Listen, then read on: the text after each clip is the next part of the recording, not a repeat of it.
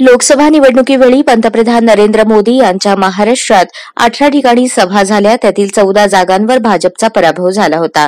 त्यामुळे आमची पंतप्रधान मोदी आणि केंद्रीय गृहमंत्री अमित शहा यांना विनंती असेल की त्यांनी राज्यात जास्तीत जास्त सभा घ्याव्यात. आमच्यासाठी त्या फायद्याच्या ठरतील, असा चिमटा राष्ट्रवादी शरदचंद्र पवार पक्षाचे अध्यक्ष शरद पवार यांनी शुक्रवारी पत्रकार परिषदेत काढला. ते म्हणाले, अमित शहा यांनी उद्धव ठाकरे आणि माझ्यावर लक्ष ठेवण्याची सूचना भाजप नेत्यांनी केली आहे. पक्ष फोडण्याचे आवाहन ते जाहीर सभेतून करतायत. देशाचे गृहमंत्रीच कायदा आणि सुव्यवस्थेविरोधात बोलत असतील तर या सरकारची भूमिका काय आहे ते सांगायची गरज नाही. जातीय व धार्मिक ध्रुवीकरण करण्याचा भाजपचा प्रयत्न आम्ही यशस्वी होऊ देणार नाही. यासाठी समविचारी पक्ष, चळवळी आणि संघटनांनी एकसंधपणे या विरोधात लढायला हवे. आरक्षण प्रश्नी ते म्हणाले, आरक्षण मिळावे अशा प्रकारची भावना लोकांच्या मनात आहे ती चुकीची नाही. मात्र हे करत असताना इतरांना जे मिळते त्याचेही रक्षण करणे आवश्यक आहे. मराठीला अभिजात दर्जा दिल्याबद्दल पवार म्हणाले, उशिरा का होईना एक चांगला निर्णय झाला.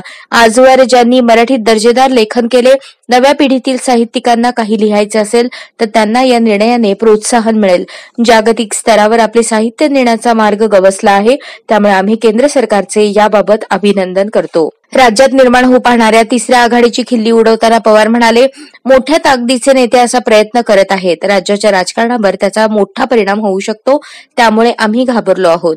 मराठा आरक्षणाला पाठिंबा दिल्याने शरद पवार आता मराठ्यांचे नेते आहेत हे सिद्ध झाले, अशी टीका अॅडव्होकेट प्रकाश आंबेडकर यांनी केली होती. त्यावर पवार म्हणाले, ज्यांना राज्यात एकही जागा निवडून आणता येत नाही ते प्रसिद्धीसाठी अशी टीका करत असतात. फुकटच्या योजनांविरोधात नितीन गडकरींनी केलेले विधान योग्यच आहे. त्यांना प्रशासकीय वास्तव माहिती आहे. केवळ त्यांनीच नव्हे तर पंतप्रधान मोदी यांनीही अशा संस्कृतीला रेवडी संबोधत त्याला विरोध केला होता, अशी आठवण शरद पवार यांनी करून दिली. काही लोकांचा रस्ता चुकला होता, त्यांना त्याचा पश्चाताप झाला, तर ते योग्य रस्त्यावर येऊ पाहतायत. आम्ही त्यांचे स्वागत करू, असे पवार म्हणाले. पत्रकारांनी त्यांच्या राजकीय ऊर्जेबाबत विचारल्यावर ते म्हणाले, वय वाढेल तशी ऊर्जा वाढते, त्यामुळे पक्षीय कार्य चांगल्या पद्धतीने सुरू आहे.